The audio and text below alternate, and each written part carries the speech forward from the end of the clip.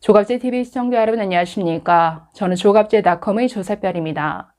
2023년 1월 17일 정오를 가리키고 있습니다. 검찰 수사를 피해서 해외로 도피했다가 태국에서 검거된 김성태 전 쌍방울 회장이 오늘 오전 한국에 도착했습니다.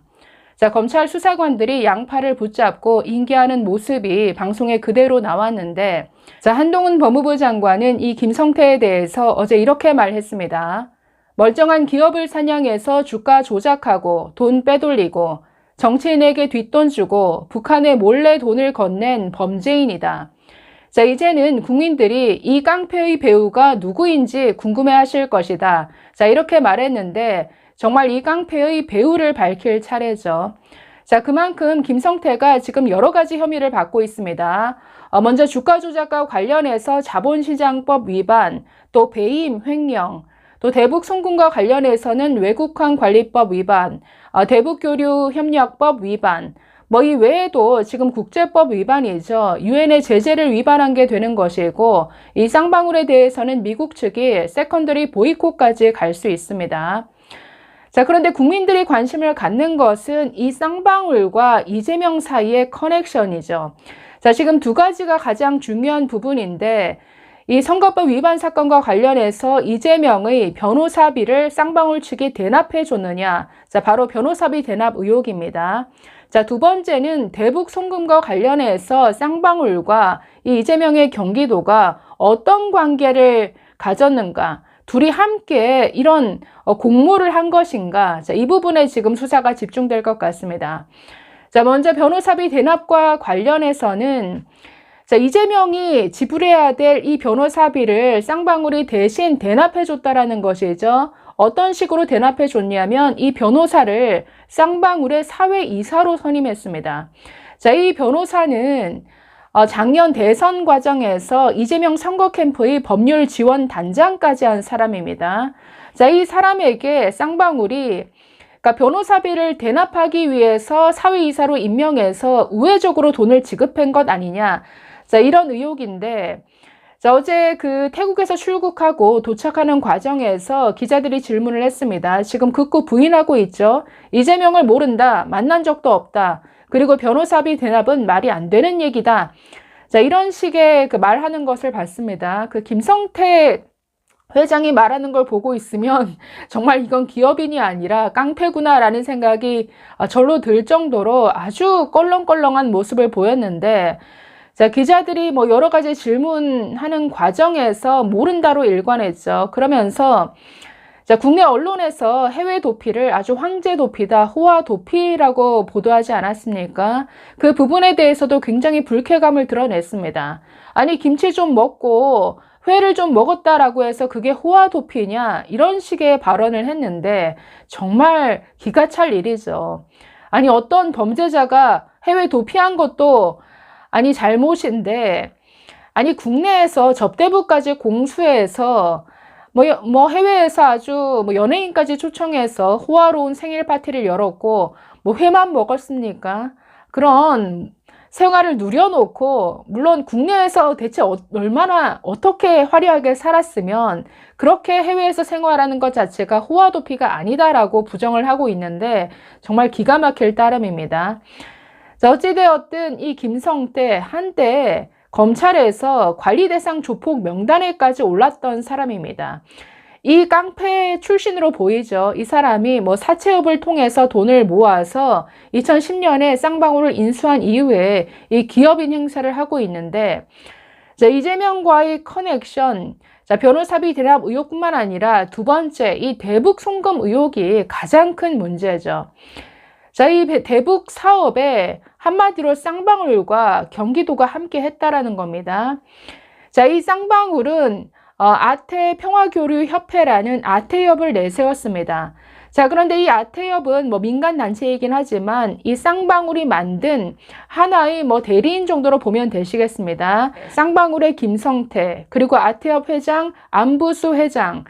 이 안부수는 지금 구속이 돼 있는 상태입니다. 2018년부터 2019년 2년 사이에 경기도에서 엄청난 대북 사업을 추진을 했습니다. 2년 동안 경기도에서 추진한 대북 협력 사업이 10개 정도가 되는데 이 중에 5개가 쌍방울이 추진을 했습니다. 자, 그래서 사실상 검찰은 쌍방울과 경기도가 함께 이 대북 사업을 진행했다라고 보고 있는 것이죠. 자, 중요한 것은 이 과정에서 북한 측에 돈이 건네졌다라는 것이죠.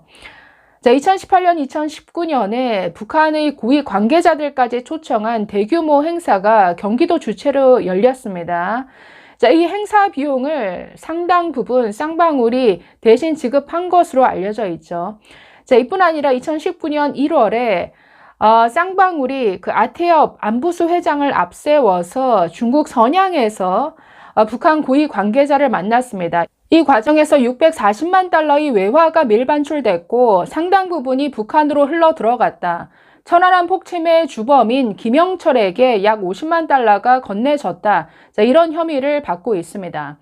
자, 중요한 것은 지금 쌍방울, 아태엽 그리고 경기도 사이의 커넥션인데, 자, 이 아태엽은 이전에 한 번도 대북 지원 사업을 해본 적이 없는 단체입니다. 자, 그럼에도 불구하고 통일부로부터 대북 지원 단체로 선정이 되죠. 그리고 경기도가 또 이 아태엽에 약 15억 원 상당의 대북 지원 보조금을 지원을 했습니다. 자, 이 보조금을 가지고 이 쌍방울 아태엽은 이 북한의 각종 사업권을 따내려고 했죠. 그래서 거의 성공 직전까지 갔습니다. 6개 사업권을 따냈다라고 하는데 자원 개발부터 해서 관광지 도시 개발, 철도 건설 등등 6개 분야의 우선 사업권을 따내는 직전까지 갔습니다. 이게 2020년 들어서 미국과의 아주 관계 악화되면서 사실상 물거품이 돼버렸는데, 자, 그래서 이런 북한의 사업권을 따내기 위해서 북한의 로비 자금을 건넨 것인데, 자, 여기에 경기도가 얼마나 관여했나라는 것이죠. 왜 이렇게 쌍방울과 아태엽에 경기도가 이런 식의 전폭적인 지원을 했느냐. 이 사이에 이화영이라는 인물이 있습니다. 이화영 전 경기도 평화부지사까지 했죠. 이 이화영은 또 어떤 역할을 했느냐. 자, 이화영은 또 이해찬과 가깝습니다. 자, 그래서 쌍방울, 아태엽, 그 사이에 이화영, 그리고 이해찬, 이재명, 이들이 대체 어떤 관계로 엮여 있느냐. 이 부분이 앞으로 검찰이 밝혀야 될 부분인 것 같습니다.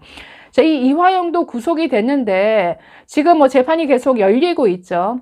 이 이화영은 사실상 쌍방울 맨으로 보고 있습니다. 왜냐하면 2011년 이후부터 쌍방울의 상당 기간 상임 고문, 사회 이사로 선임되어서 계속 쌍방울의 돈을 받았습니다. 경기도에서 일하면서도 거의 쌍방울을 지원 사격해주는 이런 역할을 한 것 아니냐. 자, 그래서 이런 뭔가 쌍방울 아태엽이 북한에 이런 몰래 돈을 그러니까 외화를 밀반출해서 북한의 로비 자금을 건네는 이 과정에 경기도가 알고도 묵인하고 이걸 거의 사실상 조력자 역할을 해준 것 아니냐, 이걸 들여다봐야죠. 자, 그래서 대북 송금 지금 김성태 회장은 자기 개인 돈으로 한 것이다. 자, 이렇게 주장하고 있으나 글쎄요, 개인 돈을 왜 보냈을까요? 뭘 위해서? 자, 어찌되었든 북한에 이런 여러 가지 자원 개발이라든가 우선 사업권을 따내서 확실한 우위를 선점하려고 한 것 같은데, 여기에 경기도가 사실상 공동 작업을 했거나 전폭적인 지원을 했거나 이게 지금 밝혀져야 될 부분인데 이게 보통 일이 아닙니다.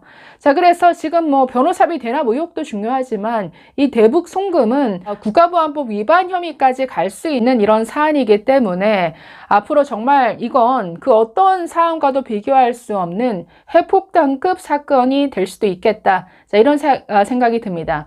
자, 지금 검찰은 늦어도 내일까지 구속영장을 청구할 것으로 보이는데 이렇게 해외 도피한 사람에 대해서 당연히 구속영장 발부될 것으로 보입니다. 곧 이 사건의 실체도 드러나지 않을까. 또다시 이 사건과 관련해서 과연 이재명 대표가 포토라인에 또 서게 될 것인가. 네, 귀추가 주목되고 있습니다. 감사합니다.